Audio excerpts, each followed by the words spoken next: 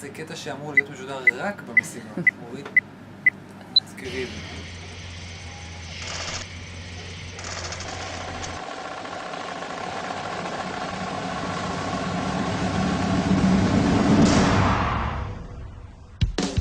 רושם מזל טוב.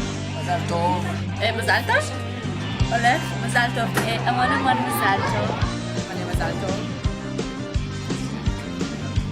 מזל טוב. יאללה, מזל טוב. מזל טוב. מזל טוב. מזל טוב. המון מזל. מזל טוב. מזל טוב.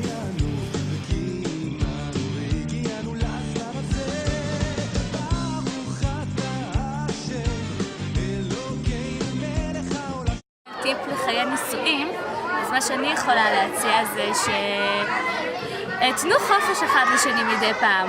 זה נורא נחמד, זה נורא עוזר. טיפ לזוגיות, פשוט תהיי מהממת כמו שאת, וכל אחד נשבע בכסמך. ביקשו ממני לתת לך טיפ. אז מי אני שתן לך טיפים, אבל השעה עכשיו 4:20, ויש לי ישיבה ב-5, שנגמרת ב-6:30. טיפ לחיים? לא לעשות דברים כאלה, בחיי נישואים. Go out on dates, וזה באמת מה שאנחנו עושים. פעם בחודש, ראש חודש, אנחנו הולכים למסעדה to keep it fresh, because it's very hard since I'm very attractive. קטן, לכבד את הבעל, ותאמיני לי זה יחזור אלייך. My advice for marriage, even though I'm not married, but what I've seen from other people is that you just have to be very good with communication with each other, and you have to talk to each other about how you feel and what's going on in your lives together. Best tip for marriage is in the first 2 or 3 months, make sure that you always seem really tired and you can't be able to have no energy to do any of the washing and the drying or any household chores, and that way he gets used to doing it the rest of the time and it's great. התבקשתי לתת טיפ לנישואים בתור אחד שכבר נשוי מלא זמן, שנה. חתן אחרי 2.5 דקות. אני רוצה בבקשה להמליץ לכם, או המלצה, לעולם, לפחות לנסות, לא ללכת לישון בריב. הנה הריב. סליחה.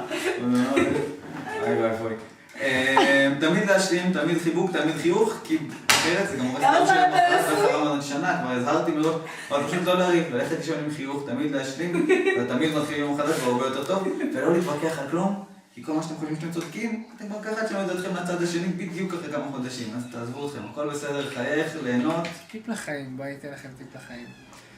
תמיד לפרגן, זה דבר ראשון. דבר שלי זה לקחת הכל בטובה, ברוגע. והטיפ הכי גדול שאני יכולה לחשוב עליו זה באמת רק שתהיי שמחה. כי שמחת חיים מביאה שמחה.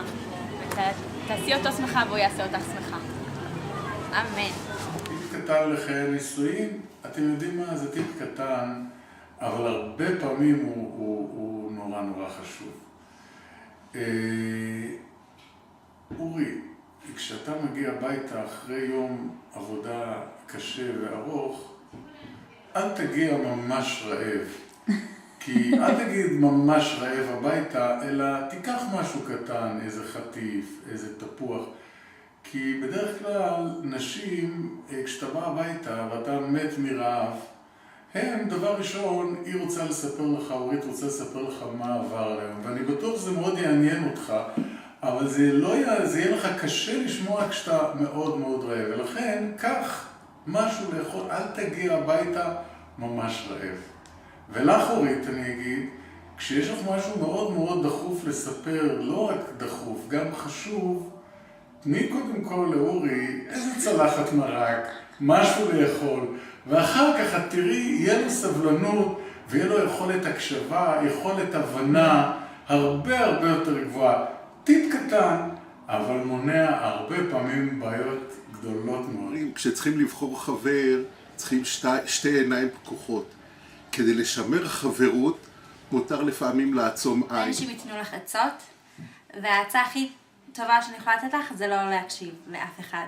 ושכל הזוג זה מאוד individual, ואת בן אדם מאוד שונה לחלוטין, וגם אורי, וצריך פשוט להכיר אחד את השני, ואת תמיד תדעי מה הכי טוב בשבילך.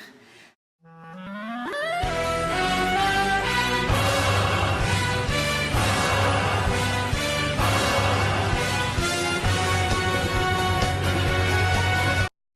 שלי לחיי נישואים זה לפנק. בהצלחה.